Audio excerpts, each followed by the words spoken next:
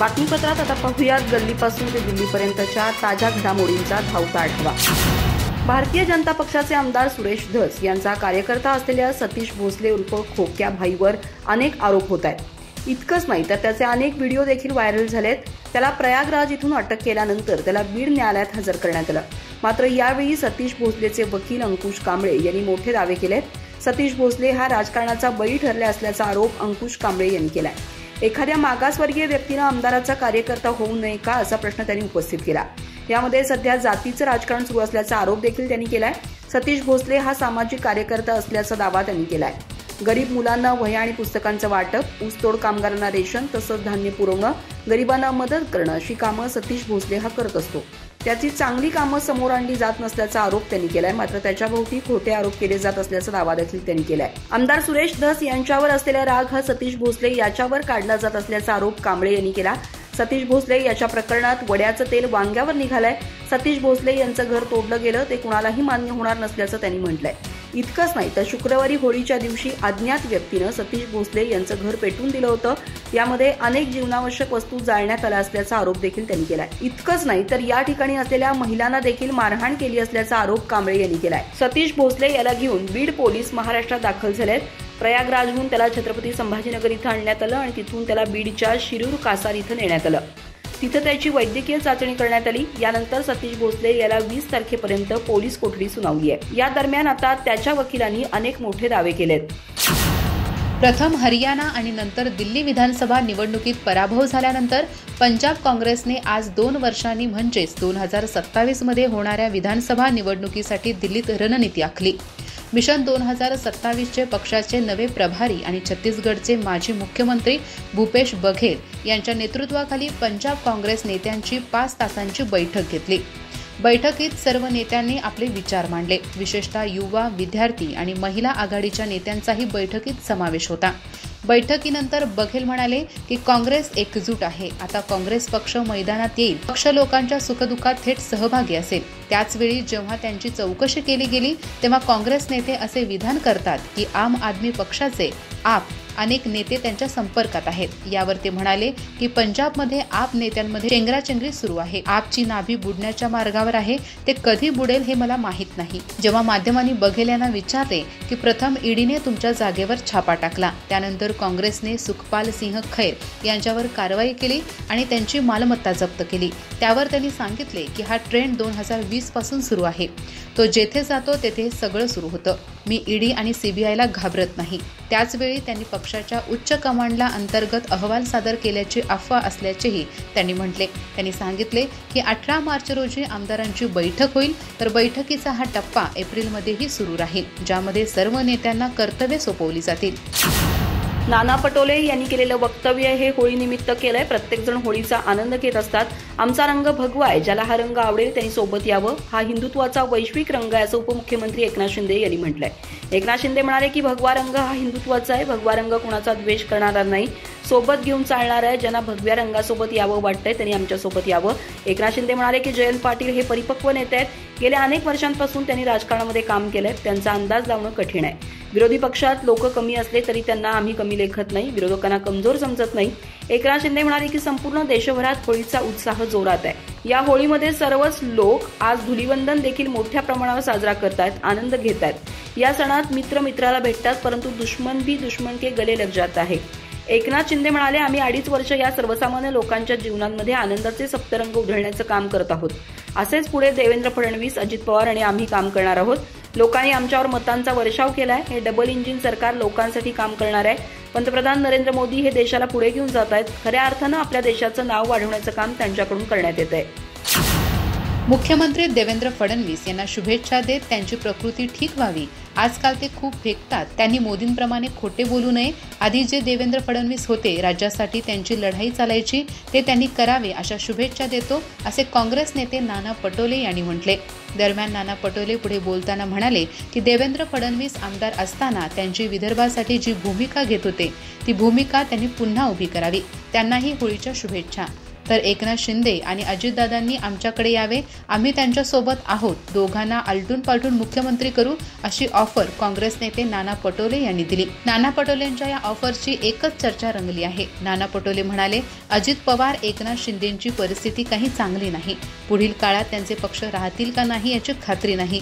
भाजप त्यांना जगू देत नाही. अजित पवार यांनी सादर केलेले बजेट त्यांच्या मनातील बजेट नाही, ते बजेट बिना पैशाचे आहे. नाना पटोले म्हणाले, एकनाथ शिंदे यांची अवस्था फार वाईट झाली. त्यांच्या सगळ्या योजना बंद केल्या जात आहेत. त्यांच्या लोकांची सुरक्षा काढली गेली, पण भाजपच्या लोकांची आहे. त्यामुळे त्यांनी त्यातून शिकावे. आम्ही त्यांच्या सोबत आहोत, त्यांनी आमच्या सोबत यावे. आम्ही राष्ट्रीय पक्ष आहोत, आम्ही त्यांची काळजी घेऊ. त्यांच्यात मुख्यमंत्री पदासाठी ओढ लागली आहे. आम्ही दोघांनाही काही दिवस मुख्यमंत्री बनवू. अजित पवार यांना काही दिवस आणि एकनाथ शिंदे यांना काही दिवस मुख्यमंत्री बनवू. उद्धव ठाकरेंनी दररोज सभागृहात यावं, तर संजय राऊतांनी त्यांचा सकाळचा शिमगा वर्षभरासाठी बंद करावा आणि महाराष्ट्रातील सरकारला विकासासाठी सूचना द्याव्यात, असं भाजप प्रदेशाध्यक्ष चंद्रशेखर बावनकुळे यांनी म्हटलंय. दरम्यान चंद्रशेखर बावनकुळे म्हणाले की नाना पटोले यांना माझ्या शुभेच्छा आहेत. त्यांना विरोधी पक्षात बसण्याचा कौल जनतेनं दिलेला आहे. महाराष्ट्राला विकासाच्या मार्गावर घेऊन जाण्यासाठी आणि पारदर्शी आणि भ्रष्टाचारमुक्त सरकार चालवण्यासाठी होळीच्या निमित्तानं नाना पटोलेंनी संकल्प करावा, अशा माझ्या त्यांना शुभेच्छा. चंद्रशेखर बावनकुळे म्हणाले की उद्धव ठाकरे यांना माझी विनंती आहे की त्यांनी दररोज सभागृहात यावं. सभागृहात येऊन राज्य सरकारला चांगल्या गोष्टी सांगाव्या, कारण उद्धव ठाकरे हे फक्त कधीतरी सभागृहात येतात, असं म्हणत त्यांनी उद्धव ठाकरे यांना खोचक सल्ला दिला. चंद्रशेखर बावनकुळे म्हणाले की संजय राऊत यांना माझ्या शुभेच्छा आहेत की ते दररोज सकाळी 9 वाजता जे खोचक टोले लगावतात, त्यांचा तो दररोजचा शिमगा त्यांनी वर्षभरासाठी बंद करावा आणि महाराष्ट्रातील सरकारला विकासासाठी सूचना द्याव्यात. दररोज सकाळी बोलावं, पण राज्य कशा प्रकारे पुढे जाईल यासाठी बोलावं. चंद्रशेखर बावनकुळे म्हणाले की विजय वडेट्टीवारांनी महाराष्ट्रातील चांगले प्रश्न मांडले पाहिजेत. आम्ही जो काही संकल्पनामा दिला तो संकल्पनामा पुढे नेण्यासाठी आम्हाला विजय वडेट्टीवारांनी सातत्यानं आठवण करून दिली पाहिजे. तसंच त्यांचा काँग्रेस पक्ष कसा मजबूत करता येईल याचीही काळजी त्यांनी घेतली पाहिजे. तसंच काँग्रेसमध्ये जे काही मनभेद आणि मतभेद आहेत ते दूर करण्याचा प्रयत्न देखील वडेट्टीवारांनी केला पाहिजे. याच त्यांना शुभेच्छा. तर नाना पटोले यांना माझ्या शुभेच्छा आहेत. त्यांना विरोधी पक्षात बसण्याचा कौल जनतेनं दिलेला आहे. महाराष्ट्राला विकासाच्या मार्गावर घेऊन जाण्यासाठी आणि पारदर्शी आणि भ्रष्टाचारमुक्त सरकार चालण्यासाठी होळीच्या निमित्तानं नाना पटोलेंनी संकल्प करावा. मुख्यमंत्री देवेंद्र फडणवीस हे दिल्ली दौऱ्यावर आहेत. त्यांनी काल पंतप्रधान नरेंद्र मोदी यांची भेट घेतली. या भेटीनंतर देवेंद्र फडणवीस यांनी प्रतिक्रिया देत मोठी घोषणा केली आहे. पंतप्रधान नरेंद्र मोदींच्या भेटीनंतर फडणवीस म्हणाले, IIT जशी आहे तशीच IICT तयार करण्याचा निर्णय घेतला आहे. त्यातील पहिली IICT मुंबईत तयार होणार आहे. गोरगाव फिल्म सिटी येथील जागा निश्चित केली आहे. नागपूर विमानतळाच्या कामाला सुद्धा गती देण्यात आली असून त्यात केंद्र सरकार संदर्भातील काही विषयांबाबत सुद्धा देवेंद्र फडणवीस यांनी यावेळी चर्चा केली. यामुळे विमानतळ कामातील अडसर आता लवकरच दूर होईल. स्थानिक स्वराज्य संस्थांना 15व्या वित्त आयोगाच्या निधी लवकरात लवकर मिळाव्या, असाही एक विषय या चर्चेत होता. या सर्व बाबतीत सकारात्मक प्रतिसाद पंतप्रधान नरेंद्र मोदी यांनी दिला. देवेंद्र फडणवीस म्हणाले, गडचिरोली आता देशाची स्टील सिटी म्हणून विकसित होत आहे. या दृष्टीने गडचिरोलीला मायनिंग हब म्हणून विकसित करण्यासाठी केंद्राने सहकार्य करावे. स्थानिक स्वराज्य संस्थांना 15व्या वित्त आयोगाचा निधी लवकरात लवकर मिळावा, असाही एक विषय या चर्चेत होता. या सर्व बाबतीत सकारात्मक प्रतिसाद पंतप्रधान नरेंद्र मोदी यांनी दिला. देवेंद्र फडणवीस म्हणाले की IIT जशी आहे तशीच IICT तयार करण्याचा निर्णय घेतला आहे. त्यातील पहिली IICT मुंबईत तयार होणार आहे. आपल्या गोरेगाव फिल्म सिटी येथील जागा निश्चित केली आहे. केंद्र सरकार त्यावर 400 कोटी खर्च करत आहे. त्यामुळे कंटेंट क्रिएशनच्या क्षेत्रात टेक्नॉलॉजीतल्या सर्व गोष्टी या IICTच्या माध्यमातून आपल्याकडे उपलब्ध असतील. World audio visual and entertainment summit आयोजित करण्याची संधी महाराष्ट्राला दिल्याबद्दल या बैठकीत मुख्यमंत्री देवेंद्र फडणवीस यांनी पंतप्रधान नरेंद्र मोदी यांचे आभार मानले. 1 ते 4 मे या कालावधीत मुंबईत समिट होणार आहे.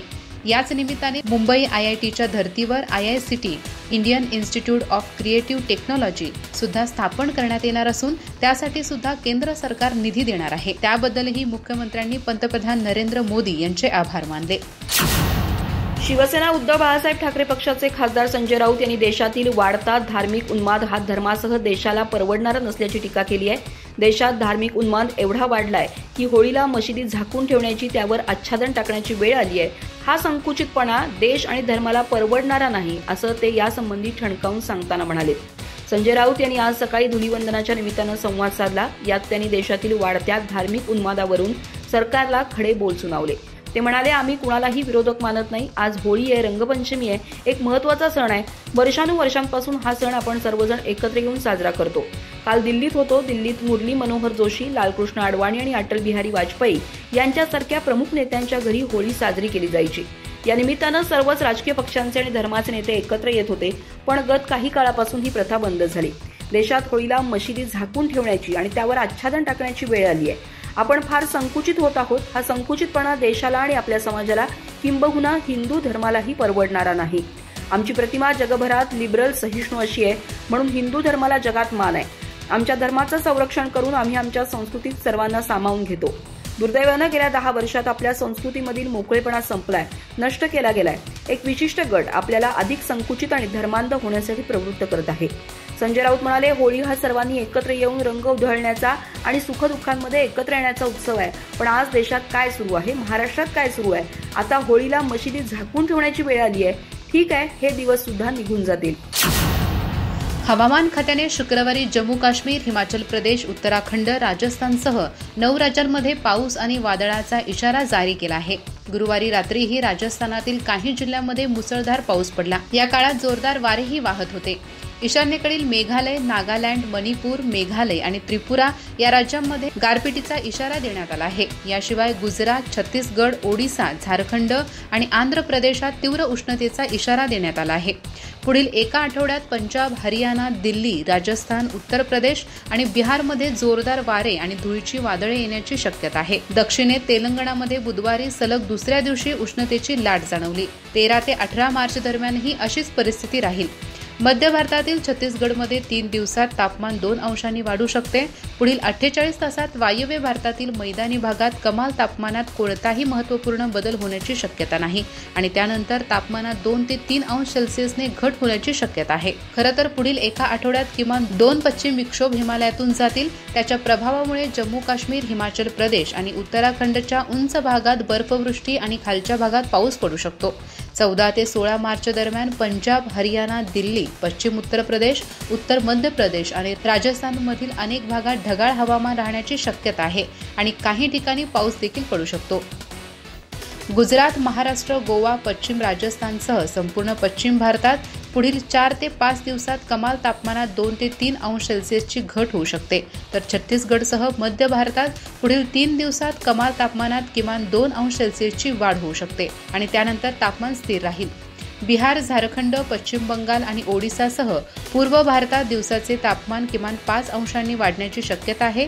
16 मार्च रोजी बिहार आणि झारखंडच्या काही भागात हलक्या पावसाची शक्यता आहे.